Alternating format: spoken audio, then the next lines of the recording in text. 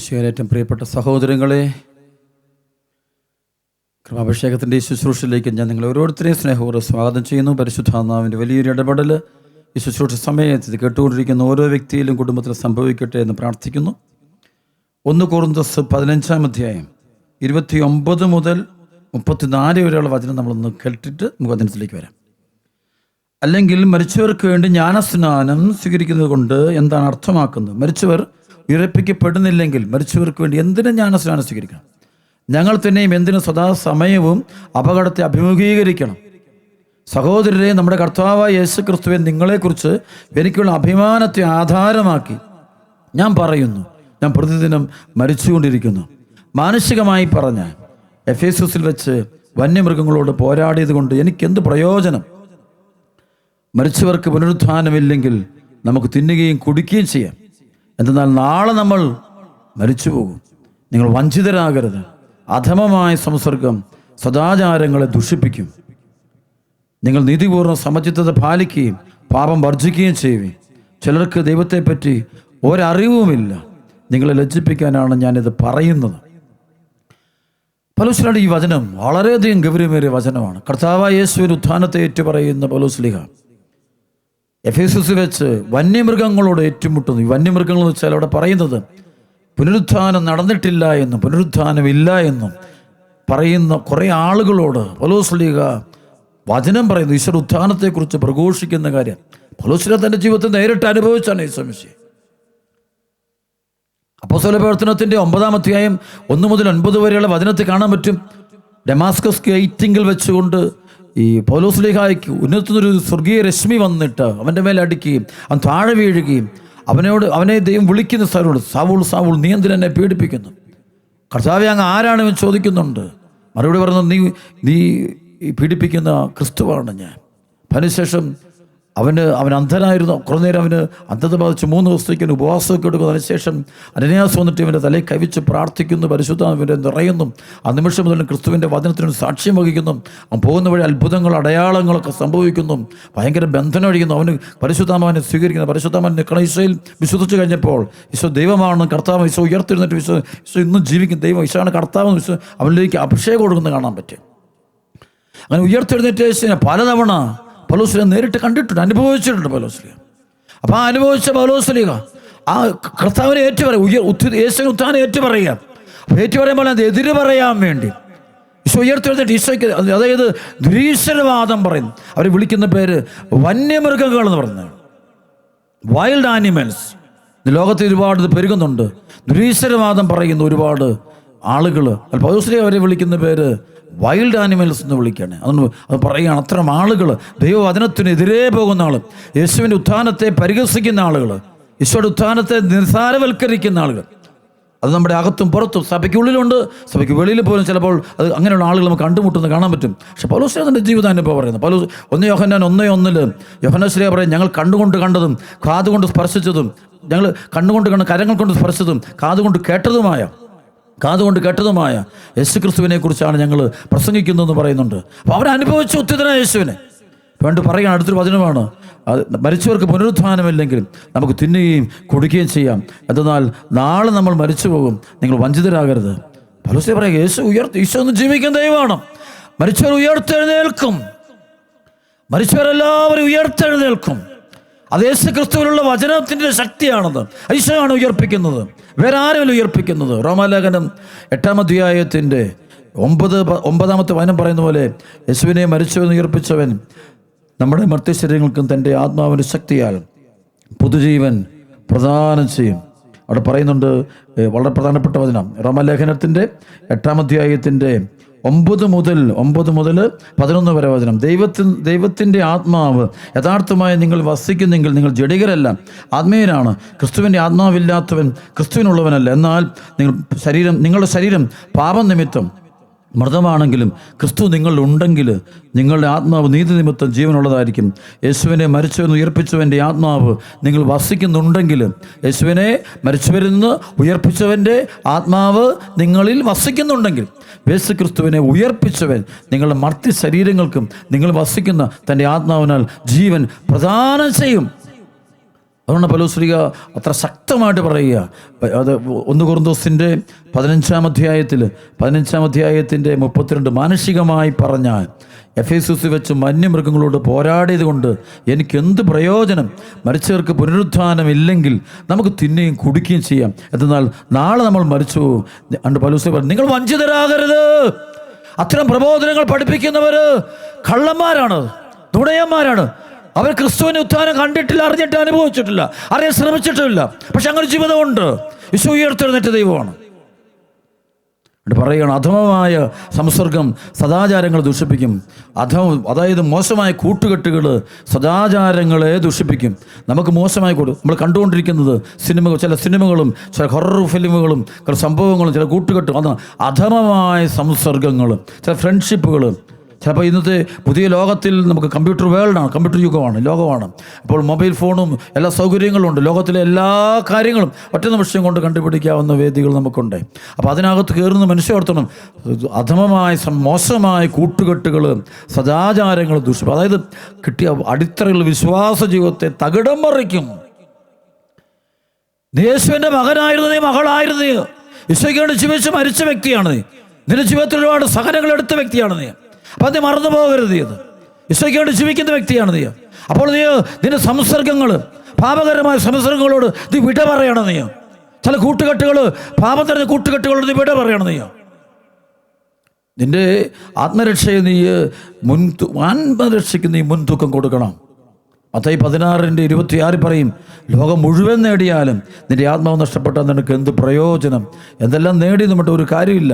നിൻ്റെ ആത്മാവിൻ്റെ അവസ്ഥയെക്കുറിച്ച് വിചാരിക്കുക. നീ വിദ്യാഭ്യാസമുണ്ട്, നീ ഡോക്ടറേറ്റ് നേടി, നീ ഡോക്ടറാണ്, നീ എഡ്യൂക്കേഷൻ ഭയങ്കരമായിട്ട് നേടി, പക്ഷെ നിൻ്റെ ആത്മാവിൻ്റെ അവസ്ഥ, നീയും ദൈവവുമായിട്ട് ആത്മാവിൻ്റെ അവസ്ഥ, നീയും ഈശോയുമായിട്ടുള്ള ബന്ധം, നീ സഭയോടുള്ള ബന്ധം, നിന്റെ വിശുദ്ധ കുർബാനയോട്, സഭയോട്, കൂദാശകളോട്, വചനത്തോട്, ആ വചനങ്ങൾ കേട്ടിട്ട് അതിൽ ജീവിക്കുന്നുണ്ടോ നീ? അതാണ് വളരെ പ്രധാനപ്പെട്ടത്. അതിന് പ്രാധാന്യം കൊടുക്കാതെ ഈ പറയുന്നതിനൊക്കെയാണ് പ്രാധാന്യം കൊടുക്കുന്നതെങ്കിൽ നമ്മുടെ അധപ്പതന മക്കളെ. അപ്പോൾ നിരീശ്വരവാദമൊക്കെ ആണ്. പണം മതി, ചിലക്കൊന്ന് യൂറോപ്പിലോട്ട് പോകണം, അല്ലെങ്കിൽ അമേരിക്കയ്ക്ക് പോവുക, അല്ലെങ്കിൽ കാനഡയ്ക്ക് പോവുക, ഇംഗ്ലണ്ടിന് പോവുക, ജോലി, ഓസ്ട്രേലിയ, ന്യൂസിലൻഡ്, എല്ലാം പണം, കാശ് പണത്തിനുണ്ട്. അപ്പോൾ അതാണ് അതിനുവേണ്ടി എന്ത് ചിലർ എല്ലാവരും അല്ല, ചില ആളുകൾ എന്ത് തിന്മയും ചെയ്ത് കൂട്ടുക. അപ്പോൾ നേടിയത് എങ്ങനെ നേടി? നിനക്ക് ഇന്നുള്ളതൊക്കെ ശരിക്കും നിനക്ക് ഉണ്ടാകേണ്ട പാപത്തിൻ്റെ. അപ്പോൾ ഈ നേട്ടവും ലോകം മുഴുവൻ നേടിയാലും നിൻ്റെ കള്ളത്തരം കൊണ്ട്, നിൻ്റെ വക്രബുദ്ധി കൊണ്ട്, നിൻ്റെ അഹംഭാവം കൊണ്ട്, നിൻ്റെ വിശ്വാസരാഗത്വം കൊണ്ട്, നിൻ്റെ കള്ളത്തരം കൊണ്ട് നീ എന്തെല്ലാം നേടിയാലും ഒരു ദിവസം ഓർത്തു, നിൻ്റെ ആത്മാവിൻ്റെ അവസ്ഥ മോശമാണെങ്കിൽ, ആത്മാവ് ദൈവവുമായിട്ട് ഐക്യപ്പെട്ടല്ലായിരിക്കുന്നെങ്കിൽ നീ അതിൻ്റേതായ വേദന അനുഭവിക്കേണ്ടി വരും. നരകാഗ്നിയുടെ പീഡയിലേക്ക് നീ ശുദ്ധീകരണാഗ്നിയുടെ നരകാഗ്നിയുടെ പീഡയിലേക്ക് നീ തള്ളിയിടപ്പെടും എന്നുള്ള കാര്യത്തിന് യാതൊരു സംശയമില്ല. 1 കൊരിന്തോസ് 15:32 മുതൽ 34 വരെ വചനം ഒന്നും കൂടെ വായിക്കുക, ഒരിക്കൽ കൂടെ വായിക്കണം. മാനുഷികമായി പറഞ്ഞാൽ എഫേസുസിൽ വെച്ച് വന്യമൃഗങ്ങളോട് പോരാടിയത് കൊണ്ട് എനിക്ക് എന്ത് പ്രയോജനം? മരിച്ചവർക്ക് പുനരുത്ഥാനമില്ലെങ്കിൽ നമുക്ക് തിന്നുകയും കുടിക്കുകയും ചെയ്യാം. എന്തെന്നാൽ നാളെ നമ്മൾ മരിച്ചു പോകും. നിങ്ങൾ വഞ്ചിതരാകരുത്. അധമമായ സംസർഗം സദാചാരങ്ങളെ ദൂഷിപ്പിക്കും. കൂട്ടുകെട്ട് സൂക്ഷിക്കണം. കാണുന്നവരെല്ലാം കൂട്ടുകൂട്ടരുത്. കാണുന്നവൻ്റെ എല്ലാം വീട്ടിൽ കയറി പോകരുത്. കാണുന്ന സ്ഥലങ്ങളിലൂടെ എല്ലാം പോകരുത്. ചില യാത്രകൾ ഒഴിവാക്കണം, ചില ഫ്രണ്ട്ഷിപ്പുകൾ ഒഴിവാക്കണം. കാരണം നീ നിൻ്റെ ആത്മരക്ഷയ്ക്ക് പറയാൻ ജോലി കിട്ടും, നല്ല ഭക്ഷണം കിട്ടും, നല്ല വസ്ത്രം കിട്ടും, നല്ല സന്തോഷം കിട്ടും, നല്ല സുഖം കിട്ടും, നല്ല സ്നേഹം. ഈ പിശാചിൻ്റെ ലോകത്തുകൊണ്ടൊരു സ്നേഹമുണ്ട്. ആ സ്നേഹം നന്മയിലേക്കുള്ള സ്നേഹമല്ല. യൂദാസും കയ്യപ്പാസും അന്നാസും എന്ന് പറഞ്ഞാൽ അവരൊക്കെ ആയിട്ടൊരു കൂട്ടുകെട്ടുണ്ട്, ശത്രുക്കളുടെ ഒരു കൂട്ടുകെട്ട്. തിന്മ ചെയ്യുന്നവരെല്ലാവരും കൂടെ കൂടുന്നൊരു പ്രത്യേക ചില സംവിധാനമുണ്ട്. നൈറ്റ് ക്ലബ്ബുകളും പാർട്ടികളും ഒരുപാട് പരിപാടികൾ, ബർത്ത്ഡേ പാർട്ടികളും ഒക്കെ പരിപാടികളുണ്ട്, ചില വസ്ത്രധാരണങ്ങളും. ഇതെല്ലാം പോകുമ്പോൾ നിന്റെ ആത്മാവിനെ നശിപ്പിച്ചുകൊണ്ട് നീ നേടുന്നതൊക്കെ നിനക്ക് നേട്ടമല്ല. അത് ഒരു ദിവസം ഓർത്തും അത് നിന്നെ തിരിഞ്ഞു കൊത്തും. ഉറപ്പാണത്, തിരിഞ്ഞു കൊത്തും. അത് നിൻ്റെ ജീവിതത്തിലെ മുഴുവൻ സന്തോഷം കളയും. സന്തോഷമല്ല, നിൻ്റെ ആത്മാവിനെ നശിപ്പിക്കും. എപ്പോഴാണ് ദൈവം നിന്നെ വിളിക്കുന്നത് പറയാൻ പറ്റുമോ? ഈ രാത്രിയിൽ നിൻ്റെ ആത്മാവിനെ ദൈവം നിന്നെ ആവശ്യപ്പെടും. അപ്പോൾ നീ സമ്പാദിച്ചതൊക്കെ ആരുടേതായി തീരും? വചനം പഠിപ്പിക്കുകയാണ്. ഈ രാത്രി നിന്നെ വിളിച്ചു കഴിയുമ്പോൾ നീ സമ്പാദിച്ചതൊക്കെ ആരുടേതായി തീരും? ഈശോ പറയുക. അതുകൊണ്ട് പ്രിയപ്പെട്ട സഹോദരങ്ങൾ, നമ്മുടെയൊക്കെ ജീവിതത്തിലെ ആഴവുള്ളൊരു മാനസാന്തരത്തിനും ഈശോയോട് ആത്മരക്ഷയ്ക്ക് വേണ്ടിയുള്ള ഒരു വലിയൊരു താല്പര്യം നമ്മുടെ ജീവിതത്തിൽ ഉണ്ടാകണം. ലൂക്ക 12 16 മുതൽ ഈശോ പറയും, ഒരു ഉപമയും അവൻ അവരോട് പറഞ്ഞു. ഒരു ധനികൻ്റെ കൃഷിസ്ഥലം സമൃദ്ധമായി വിളവ് നൽകി. അവൻ ഇങ്ങനെ ചിന്തിച്ചു, ഞാൻ എന്ത് ചെയ്യും? ഈ ധാന്യം മുഴുവൻ സൂക്ഷിക്കാൻ എനിക്ക് സ്ഥലമില്ലല്ലോ. അവൻ പറഞ്ഞു, ഞാൻ ഇങ്ങനെ ചെയ്യും, എൻ്റെ അറപ്പുരകൾ പൊളിച്ച് കൂടുതൽ വലിയവ പണിയും, അതിലെൻ്റെ ധാന്യവും വിഭവങ്ങളും സംഭരിക്കും. അനന്തരം ഞാൻ എൻ്റെ ആത്മാവിനോട് പറയും, ആത്മാവേ, അനേക വർഷത്തേക്ക് വേണ്ട വിഭവങ്ങൾ നിനക്ക് സംഭരിക്കപ്പെട്ടിരിക്കുന്നു. വിശ്രമിക്കുക, തിന്നുകുടിച്ച് ആനന്ദിക്കുക. അനേക വർഷത്തേക്കുള്ള സമ്പത്തായി കഴിഞ്ഞു. തിന്നുകുടിച്ച് ആനന്ദിക്കുക. എന്നാൽ ദൈവം അവനോട് പറഞ്ഞു, ഭോഷ, ഈ രാത്രി നിന്റെ ആത്മാവിനെ നിന്നെ ഞാൻ ആവശ്യപ്പെടും. ഈ രാത്രിയാണ് നിന്റെ മരണമെന്ന് പറയുക. അപ്പോൾ നീ ഒരുക്കി വെച്ചിരിക്കുന്ന ആരുടേതായിത്തീരും. ഇതുപോലെയാണ് ദൈവസന്നിധി സമ്പന്നനാകാതെ തനിക്ക് വേണ്ടി സമ്പത്ത് ശേഖരിച്ച് വെക്കും. ദൈവസന്നിധി സമ്പന്നനാകണമെങ്കിൽ നന്മ പ്രവർത്തിക്കുക, പാവങ്ങളൊക്കെ സഹായിക്കണം, ദൈവബന്ധം ഉണ്ടാകണം, ദൈവവിചാരം ഉണ്ടാകണം, ചുറ്റുമുള്ള ആളുകളെ കാണണം. ഭവനമില്ലാത്തവർ, വസ്ത്രമില്ലാത്തവർ, ഭക്ഷണമില്ലാത്തവർ, രോഗികൾ, ആരോഗ്യമില്ലാത്തവർ, അവരെയൊക്കെ സപ്പോർട്ട് ചെയ്യണം. പാപം ചെയ്യരുത്. ദൈവപ്രമാണങ്ങൾ കൃത്യമായിട്ട് പാലിക്കണം. നീ വിശുദ്ധ ജീവിതം നയിക്കണം. നീ ആത്മരക്ഷയുടെ വഴിയെ പോകണം. നീ ദൈവബന്ധം ഉണ്ടാകണം. പ്രാർത്ഥനാ ജീവിതം വേണം. നിനക്ക് പ്രാർത്ഥനാ ജീവിതം വേണം. ബൈബിൾ വായിക്കണം, പഠിക്കണം, പഠിപ്പിക്കണം. കുഞ്ഞുങ്ങൾക്ക് ഇതൊന്നും കൊടുക്കാതെ, എൻ്റെ കുട്ടിക്ക് A+ എല്ലാത്തിനും ഉണ്ട്, എല്ലാം കൊടുക്കുന്നത് ആത്മാവിനെ വിറ്റ് ഒത്തിരി നേടുകയാണ്. പ്രാർത്ഥിക്കാൻ പോകുന്നവരുണ്ട്. എല്ലാ സ്ഥലവും ഓടി നടക്കുക. എന്തിനു വേണ്ടിയാണോ? ആത്മരക്ഷയെക്കുറിച്ച് മാനസാന്തരമില്ല. അവൻ്റെ അപ്പനോട്, അമ്മയോട്, സഹോദരിയോടൊക്കെ വെറുപ്പും വിദ്വേഷവും സൂക്ഷിച്ചു വെച്ചിരിക്കുക. എന്നിട്ടാണ് പ്രാർത്ഥിക്കാനും ദൈവത്തെ ആരാധിക്കാനും പോകുന്നു. ഉള്ളിൽ വേറെ തിന്മയാണ്. ഭാര്യയോട് വഞ്ചന കാണിക്കും, ഭർത്താവിനോട് വഞ്ചന കാണിക്കുന്നു. ഈ വചനം 10 പ്രമാണങ്ങളെല്ലാം ലംഘിച്ച് ജീവിച്ചിട്ട് എന്നിട്ട് പോയി നേർച്ച കാഴ്ചകൾ ഇത് കർമ്മങ്ങളൊക്കെ നടത്തി കാര്യസാധ്യങ്ങൾ സാക്ഷ്യങ്ങളൊക്കെ പറഞ്ഞ് ഇതുകൊണ്ടുള്ള പോക്ക്. എന്ത് സാക്ഷി? ഇതൊന്നുമില്ല സാക്ഷ്യം. സാക്ഷ്യമൊന്നേ ഉള്ളൂ. ഏറ്റവും വലിയ സാക്ഷ്യങ്ങൾ നൽകേണ്ടത് ക്രിസ്തുവാനുഭവത്തിൻ്റെ സാക്ഷിയാണ്. അത് വരുമ്പോൾ ഒരാൾക്ക് ക്രിസ്തു അനുഭവം വന്നാൽ പ്രത്യേകം അറിയോ, അവൻ മാനസാന്തരപ്പെട്ടിരിക്കും. അവൻ അന്ന് മുതൽ ക്രിസ്തുവിൻ്റെ ദാസനായിരിക്കും, ഈശോയുടെ സ്വന്തമായിരിക്കും, വിശുദ്ധ ജീവിതത്തിലൂടെ പോകുള്ളൂ. അതാണ് അത്ഭുതം. ആ അത്ഭുതം നടക്കാതെ ബാക്കിയുള്ള എല്ലാ അത്ഭുതങ്ങളും കാണിക്കുന്നതുകൊണ്ട് ഒരു കാര്യമില്ല. മദ്യപാനവും ഭർത്താവിനെ വഞ്ചിക്കുന്ന, ഭാര്യയെ വഞ്ചിക്കുന്ന, ദൈവത്തെ വഞ്ചിക്കുന്ന, ദൈവപ്രമാണങ്ങൾ ലംഘിച്ചുകൊണ്ട് ജീവിച്ചുകൊണ്ട് എനിക്കെല്ലാം ഉണ്ട്, ഞാൻ പ്രാർത്ഥിച്ചിരിക്കും, അത് കിട്ടി, എനിക്ക് ഇത് കിട്ടി എന്ന് പറഞ്ഞുകൊണ്ട് പറഞ്ഞിട്ട് ഒരു കാര്യമില്ല. അടിത്തറയിൽ അവൻ്റെ ഉള്ളിൽ നന്നാകണം, മനസ്സ് നന്നാകണം, വിശുദ്ധ ജീവൻ നയിക്കണം. അതാണ് ആഗ്രഹിക്കേണ്ടത്. റോമലേഖനം 12:1-2 ആകയാൽ സഹോദരങ്ങളെ, ദൈവത്തിൻ്റെ കാരുണ്യം അനുസ്മരിപ്പിച്ചുകൊണ്ട് ഞാൻ നിങ്ങളോട് അപേക്ഷിക്കുന്നു, നിങ്ങളുടെ ശരീരങ്ങളെ വിശുദ്ധവും ദൈവത്തിന് പ്രീതികരവുമായിട്ട് സജീവ ബലിയായിട്ട് അർപ്പിക്കണം. ഇതായിരിക്കണം നിങ്ങൾ യഥാർത്ഥമായ ആരാധന. യഥാർത്ഥമായ ആരാധന എന്ന് വെച്ച് കഴിഞ്ഞാൽ ദൈവത്തിൻ്റെ മുമ്പിൽ വിശുദ്ധ ജീവിതം നയിക്കണം. ആത്മരക്ഷയ്ക്ക് വേണ്ടി ജീവിക്കണം. ലോകം മുഴുവൻ നേടിയാലും നിൻ്റെ ആത്മാവിനെ നഷ്ടപ്പെട്ടാൽ നിനക്ക് എന്ത് പ്രയോജനം? ഈ ലോകം മുഴുവൻ നേടി നീ ആഗ്രഹിച്ചത് കൂടുതൽ നേടി, നിൻ്റെ മക്കളെയൊക്കെ വലിയ സ്ഥാനത്തെത്തിച്ചു, നിൻ്റെ ഭാര്യയ്ക്ക് വലിയ ജോലി മേടിച്ചു കൊടുത്തു, നിൻ്റെ ഭർത്താവിന് വലിയ ജോലി മേടിച്ചു കൊടുത്തു, മോന് വലിയ വീട് വെച്ച് കൊടുത്തു, മോക്ക് വലിയ നല്ല മിടുക്കനായ ഒരു ചെറുക്കനെ കണ്ടുപിടിച്ചു കൊടുത്തു, മോനെ അമേരിക്ക കയറ്റി വിട്ടു, മകളെ അപ്പുറത്ത് വേറെ രാജ്യത്തേക്ക് കയറ്റി വിട്ടു, അവനെ സയൻറ്റിസ്റ്റാക്കി, ഇവനെ ഡോക്ടറാക്കി, ഇവർ വലിയ കുടുംബത്തിൽ കല്യാണം കഴിപ്പിച്ചു വിട്ടു. ഇതൊന്നും കാര്യമൊന്നുമില്ല. ഇതൊന്നും ഒരു കാര്യമില്ല. ഇതെല്ലാം ഭൗതികതയാണ്. ഭൗതികത ആത്മരക്ഷയുടെ. പക്ഷേ ഇവൻ്റെ ആത്മാവിലേക്ക് നോക്കുക, എങ്ങനെ നേടി, എങ്ങനെയാണ് പോകുന്ന വഴി, എന്ത് നേടിയിട്ട് അതൊന്നും വലിയ കാര്യമില്ല. ദൈവത്തെ നേടാത്തവൻ ഇതൊക്കെ വലിയ കാര്യങ്ങളാണ്. പരിശുദ്ധാത്മാവിനെ നേടിയവനതൊന്നും ഒന്നുമല്ല. അതാണല്ലോ ഈ യോഹന്നാൻ സുവിശേഷത്തിൻ്റെ 4-ാം അധ്യായത്തിൻ്റെ 14-15 പറഞ്ഞത്, ഈ വെള്ളം കുടിക്കുന്നവർ വീണ്ടും വീണ്ടും ദാഹിക്കും, കിട്ടും, തികയത്തില്ല, ഏത് സ്ഥാനത്തും തികയത്തില്ല. ചില കുടുംബ വഴക്കുകൾ എനിക്കറിയാം. സമ്പത്തിനെ ചൊല്ലി ചില കുടുംബങ്ങൾ ഭയങ്കര വഴക്ക്, സഹോദരങ്ങളിൽ നല്ല ഭിന്നത, സഹോദരൻ കൊല്ലാൻ നോക്കി നടക്കുക, അങ്ങോട്ടും ഇങ്ങോട്ടും പണത്തിന് വേണ്ടി നിൽക്കുകയാണ്. ഇപ്പോഴും അത് കാണാം. പല കുടുംബമുണ്ട് കേരളത്തിലെ. ചില കുടുംബങ്ങൾ പണത്തിന് വേണ്ടി അങ്ങോട്ടും ഇങ്ങോട്ടും ഗുസ്തി പിടി, കള്ളത്തരം കാണി, വഞ്ചന, ചതി. ബിസിനസ്സൊക്കെ നടത്തുമ്പോൾ ഏത് തരം താണ് ബിസിനസ്സിനും പോകും. ഏത് ബിസിനസ്സും പറയാൻ പോലും കൊള്ളില്ല. പണം ഉണ്ടാക്കാൻ വേണ്ടി, കാശുണ്ടാക്കാൻ വേണ്ടി പണം ഉണ്ടാക്കുക. എന്നിട്ട് പറയും, എനിക്ക് ഒരു കരഞ്ഞ് കാണിക്കും, എനിക്ക് വേറെ വഴിയൊന്നും ഇല്ല എന്നിട്ടാ. വഴി വേറെ ഇഷ്ടം പോലെ വഴിയില്ല ഉണ്ടെന്നേ. നേരായ വഴി ഇഷ്ടം പോലെ ഉണ്ട്. ആ വഴി കാണില്ലല്ലോ. കാരണം ഉള്ളിലിരിക്കും, നമ്മുടെ ഉള്ളു എങ്ങനെയാണോ, മനസ്സെങ്ങനെയാണോ ആ വഴിക്കല്ലേ പോകുള്ളൂ കാര്യങ്ങൾ. മത്തായിയുടെ സുവിശേഷം 5:8 ഹൃദയ ശുദ്ധതയുള്ളവർ ഭാഗ്യവാന്മാർ, അവർ ദൈവത്തെ കാണും. ദൈവത്തെ കാണുന്നത് വിശുദ്ധി വേണം. വിശുദ്ധിയില്ലാതെ ഒരാളും ദൈവത്തെ കാണില്ല. മരണാനന്തരവും ജീവിച്ചിരിക്കുമ്പോൾ കാണാത്തവൻ മരിച്ച ശേഷവും കാണത്തില്ല. ജീവിച്ചിരിക്കുമ്പോൾ ദൈവത്തെ കാണാത്ത എങ്ങനെ മരിച്ച ശേഷം കാണുന്നത്? ദൈവത്തിനെയും കാണുന്നുണ്ടെങ്കിൽ ജീവിതം വിശുദ്ധിയോടെ പാലിക്കണം. വിശുദ്ധി പാലിക്കണം. എബ്രായ ലേഖനത്തിൻ്റെ 12, 14, 15 വചനം എല്ലാവരും സമാധാനത്തെ വർദ്ധിച്ച് വിശുദ്ധിക്ക് വേണ്ടി പരിശ്രമിക്കുവിൻ. വിശുദ്ധി കൂടാതെ ആർക്കും കർത്താവിനെ ദർശിക്കാൻ സാധ്യമല്ല. വിദ്വേഷത്തിൻ്റെ വേര് വളർന്ന് ഉപദ്രവം ചെയ്യാതിരിക്കാൻ സൂക്ഷിക്കും. വിദ്വേഷം മൂലം പലരും അശുദ്ധരായി തീർന്നു. ഒരു നേരത്തെ ഭക്ഷണത്തിന് വേണ്ടി തൻ്റെ കടിഞ്ഞൂൽ പുത്രസ്ഥാനം വിറ്റ് ഏസാവിനെ പോലെ നിങ്ങൾ ആരും അസന്മാർഗിയോ അധാർമികനോ ആകരുത്. പിന്നീട് അവൻ ആഗ്രഹിച്ചെങ്കിലും ലഭിച്ചില്ല. കണ്ണുനീരോടെ അവൻ അപേക്ഷിച്ചെങ്കിലും അവന് ലഭിച്ചില്ല. പഴയ നിയമത്തിൽ നമുക്കറിയാം യാക്കോബും സഹോദരൻ ഏസാവിൻ്റെ ചരിത്രം അറിയാം. ശരിക്കും മൂത്തത് ഏസാവാണ് ശരിക്കും തലമുറകളോട് അറിയപ്പെടേണ്ട പേര്.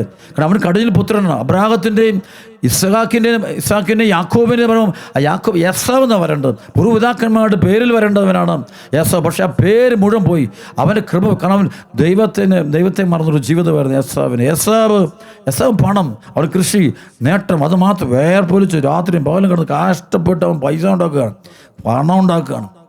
അങ്ങനെയൊക്കെ ഒരു ദിവസം വീട്ടിൽ കയറിയപ്പോൾ അവൻ്റെ സഹോദരൻ, അവൻ ദൈവാശ്രയത്തിൽ നിൽക്കുന്നവൻ, അവൻ്റെ അമ്മ പറഞ്ഞിട്ടുണ്ട് ദൈവത്തെ വിശ്വസിക്കുക, ഭൗതികതയെക്കാളും വേണ്ടത് ദൈവമാണ് വേണ്ടതെന്ന് പറഞ്ഞു കൊടുക്കുന്ന അമ്മ അവന് നമ്മൾ നോക്കുമ്പോൾ ഒരു മടിയനെ പോലെ ഉത്തരവാദിത്തമില്ലാത്തവനെ പോലെ തോന്നും. പക്ഷേ അവനോട് അമ്മ പറയുന്നത് നിന്നെക്കുറിച്ച് ദൈവത്തിന് പദ്ധതിയുണ്ട്, നീ ദൈവം അങ്ങനായിട്ട് പറയണം. ദൈവം എന്താണ്? ഈ സമ്പത്തിനേക്കാൾ വലുത് ദൈവമാണെന്ന് പറഞ്ഞു കൊടുക്കുന്നൊരു സംഭവമുണ്ട്.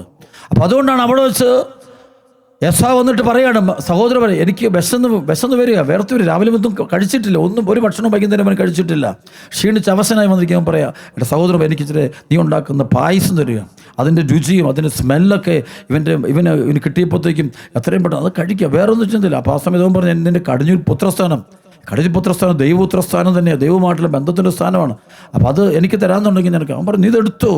വിൽപ്പന തുടങ്ങി. അവിടെ വെച്ച് ആത്മാവിനെ വിറ്റ് ഭൗതികത നേടുന്ന ആളുകൾ തുടങ്ങിയതാണ്. ഇന്നും യേസാവിൻ്റെ മക്കൾ ഇന്നും ലോകത്തുണ്ട്.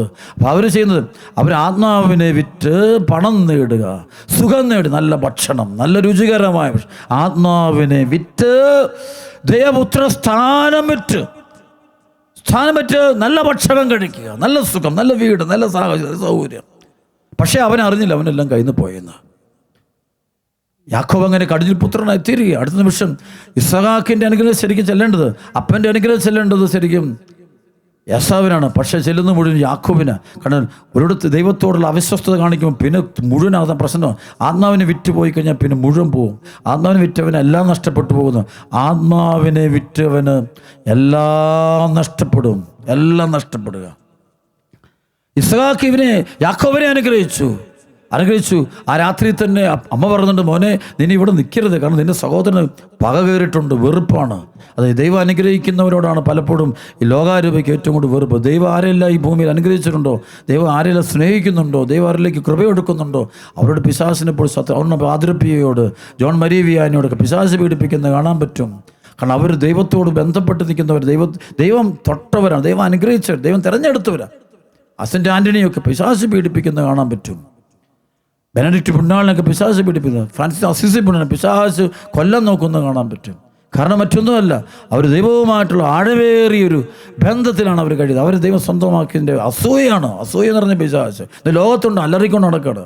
പല രീതിയിലും രൂപത്തിലും ഭാവത്തിലും ഒക്കെ ലോകത്തിലത് പ്രവർത്തിക്കുന്നുണ്ട്. അങ്ങനെയാണ് പിശാച് ഇവിടെയും പ്രവർത്തിക്കുന്നത്. അവൻ്റെ കയറി അവനെ കൊല്ലാമെന്ന് ആഗ്രഹിക്കുക, കൊലപാതകത്തിൻ്റെ അരൂപി ഏസാവിലേക്ക് കയറുക. ഉടനെ അമ്മ പറഞ്ഞു, നീ രക്ഷപ്പെട്ടു നോക്കൂ, ഒന്നും പേടിക്കണ്ട, നിൻ്റെ കൂടെ ദൈവമുണ്ട്. അവനാ ഒറ്റ പോക്ക് പോകുന്നുണ്ട്. അമ്മ പറഞ്ഞു കേട്ടുപോയി. അവൻ്റെ അമ്മാവൻ്റെ വീട്ടിൽ, ലാബാൻ്റെ വീട്ടിൽ പോയി 25 വർഷത്തോളം ജീവിച്ചു കഴിഞ്ഞപ്പോൾ ആ നാളുകൾ ദൈവം, ആ അപ്പൻ്റെ അനുഗ്രഹം അവൻ്റെ കൂട്ടുകൂടുണ്ട്, ദൈവാനുഗ്രഹം കൃപയുള്ളത് കൊണ്ട് ആ പോകുന്നിടത്തെല്ലാം അനുഗ്രഹങ്ങളും അത്ഭുതങ്ങളും അവനെ പിന്തുടരുന്നത് കാണാൻ പറ്റും. അവൻ ചെല്ലുന്നിടത്തെല്ലാം ദൈവം ഇടപെടുക. അവസാനം വർഷങ്ങൾക്ക് ശേഷം തിരിച്ചു വരുമ്പോൾ അവനെ ദൈവം ഒരു അനുഗ്രഹത്തിൻ്റെ പുത്രനാക്കി. അത് മുഴുവൻ ദൈവം കൊടുത്തത്, അല്ലാതെ അവൻ്റെ അപ്പനോ അമ്മയോ സഹോദരങ്ങളോ ബന്ധുക്കളോ കുടുംബമൊന്നും കൊടുത്തത്, ദൈവം കൊടുത്തൊരു അനുഗ്രഹത്തിൻ്റെ സംഭവമുണ്ട്. അപ്പം അതാണ് കിട്ടേണ്ടത്. അത് അനുഗ്രഹം കിട്ടിയ മക്കളായിട്ട് മാറും. പ്രിയപ്പെട്ട മക്കളെ, ഈ വചനം കേട്ടുകൊണ്ടിരിക്കുമ്പോൾ എനിക്ക് നിങ്ങളോട് പറയാമെന്ന് മാത്രം, യേശുവിൻ്റെ ഉദ്ധാരത്തെ ഏറ്റുപറയണം. യേശു എന്നും ജീവിക്കുന്ന ദൈവമാണ്. വന്യമൃഗങ്ങളെ സൂക്ഷിക്കണം. എന്ന് വെച്ചാൽ നിരീശ്വരവാദത്തിൻ്റെ ശബ്ദങ്ങൾ വരുമ്പോൾ ഓർത്തണം, അതിന് പിന്നെ നിൽക്കുന്ന ഒരു വൈൽഡ് ആനിമലിനെ വെച്ച് കർത്താവിനെ തള്ളിപ്പറയാന്നുള്ള അത്തരം സംഭവങ്ങൾ ഓടി മാറിക്കണം. സഹനം വരും, നമ്മളെ പീഡിപ്പിക്കും, പേടിക്കൊന്നും വേണ്ട. ഈശോയ്ക്ക് വേണ്ടി സുവിശേഷം പ്രസംഗിക്കുമ്പോൾ നമുക്കൊക്കെ പീഡനമുണ്ട്. അതതിൻ്റെ ഭാഗമാണ്. അതാ വിളി നമ്മൾ സ്വീകരിക്കണം. കാരണം നമ്മളുടെ ലക്ഷ്യം എന്താ? പണമല്ല, പേരല്ല, നാട്ടുകാരല്ല നമ്മളെക്കുറിച്ച് പോസിറ്റീവ് പറയണം, എല്ലാവരും നമ്മളെക്കുറിച്ച് നല്ലത് പറയണം എന്നുള്ളതല്ല നമ്മുടെ ലക്ഷ്യം ഒന്നുള്ളൂ. ഇന്ന് ഈശോ പറഞ്ഞ വചനത്തിലൂടെ പോവുക. ഈശോ പറഞ്ഞ മാത്രം, ഈശോ മാത്രമാണ് സത്യം. സത്യം, ആത്മരക്ഷയുടെ മാർഗം ഈശോയാണ് പറയുന്നത്. ഈശോ പറയാതെ ഇന്ന് ഒരുപാട് പേര് ആത്മരക്ഷയെക്കുറിച്ച് അവരുടേതായ ചില കോംപ്രമൈസിങ് ടോക്സ് ഉണ്ട്. അത് കേൾക്കരുത്. നേരെ പോവുക, ആത്മരക്ഷയുടെ വഴിയിൽ പോവുക, നിത്യജീവനെ അവകാശമാക്കുക, സ്വർഗത്തിൻ്റെ മക്കളായിട്ട് മാറുക. കണ്ടു ഭൗതികതയ്ക്ക് വേണ്ടി കർത്താവിനെ വിൽക്കരുത്, കർത്താവിനെ വിൽക്കുക, കർത്താവിനെ വേണ്ടി ജീവിക്കരുത്. ഒരു ദിവസം അത് ആത്മരക്ഷ നോക്കുക. നിൻ്റെ ആത്മാവിൻ്റെ അവസ്ഥ, ആത്മാവ് സമ്പത്തുണ്ടോ, ആത്മാവ് വളർന്നോ, ആത്മീയ ജീവിതം എങ്ങനെയുണ്ട്, വിശുദ്ധ ജീവിതമാണോ, ദൈവബന്ധം എങ്ങനെയുണ്ട്, നിൻ്റെ വിശുദ്ധ ജീവിതം കൊണ്ട് അത് വളരെയധികം സൂക്ഷ്മം. കുറച്ച് ഈ രാത്രി ദൈവം നിന്നെ വിളിച്ചത് നിനക്ക് ആഗമിച്ചോളൂ, നിൻ്റെ ആത്മാവിൻ്റെ അവസ്ഥ മാത്രമേ ഉള്ളൂ. അപ്പോൾ അതിന് നേടിയെടുക്കുക.